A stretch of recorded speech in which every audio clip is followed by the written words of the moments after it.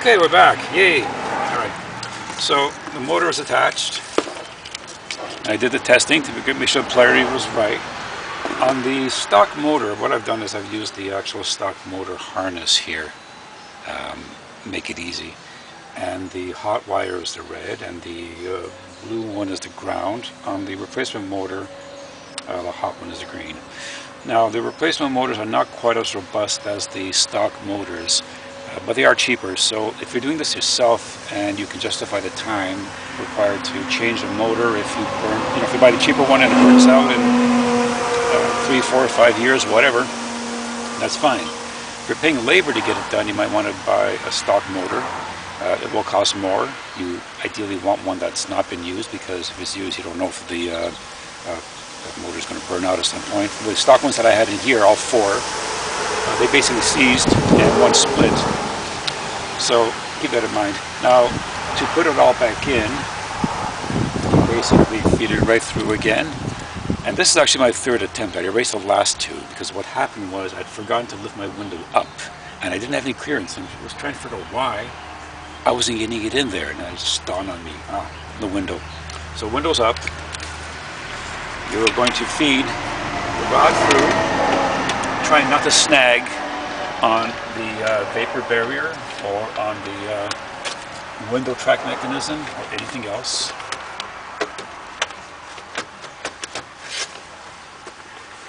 Okay. It might help if you go from underneath and feed it through.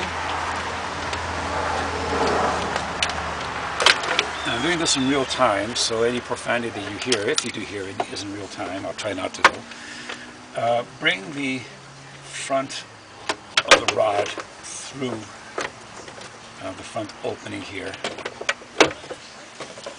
Feed the cables down, and there are two of them.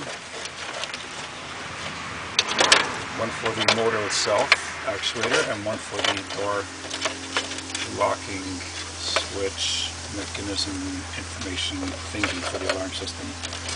Alright? And just gently feed it through,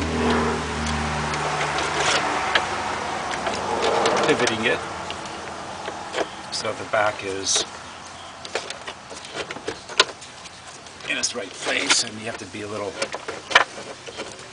patient here. It's not always easy because the motor itself takes up some space as well.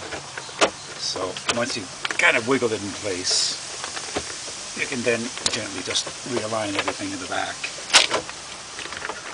Okay. Whoops. There you go. Dropped on me. Put it back up. And I can't show you the rod. My camera will not let me get in there. But again, the outer mechanism door rod has to fit on the top through the nylon fitting, or you won't have any outside door assembly operation. Okay, you feed that through. Once you've got that lined up, you can start feeding in your bolts to the back to put everything back in place. What I'm going to do is I'm just going to just see if I can get one in there just to keep it from slipping a bit. Okay, pull that through gently, just to hold it in place. All right, so that's in place now. So you've got this flexible rod, and you've got this one. Now this is very important. When you put this through, you have to make sure that it's aligned properly. If you have it this way, it won't line up. It has to be lined this way so that the threaded portion of the fastener will fit through that hole, and the two alignment tabs will be properly aligned with the alignment slots in the door skin, like that. Okay? So I'm just going to just put the crown nut back on there just to keep it in place.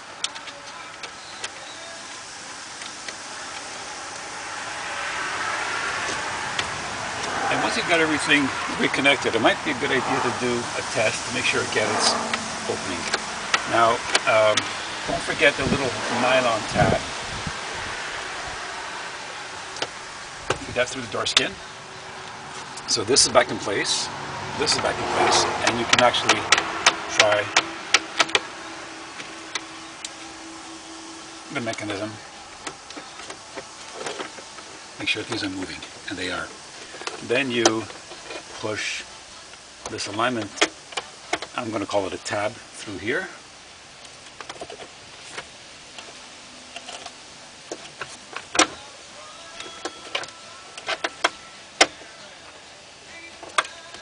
And it should fit easy enough. I'm not sure why it's not going in right now. Let's see. Oh, you're back in there, okay.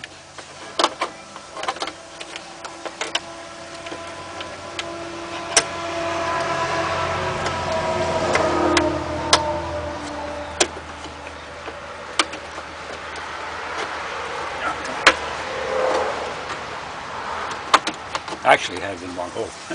All right, go to the bottom one. There you go. That's better.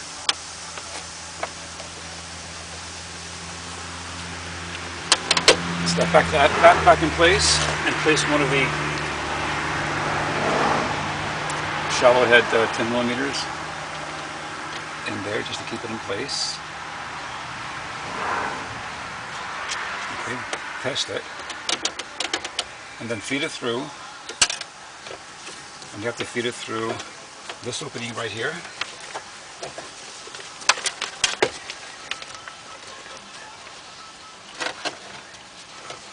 Okay, make sure it's not snagging on anything, and also make sure the plastic isn't snagging on anything. It's not the neatest job back there.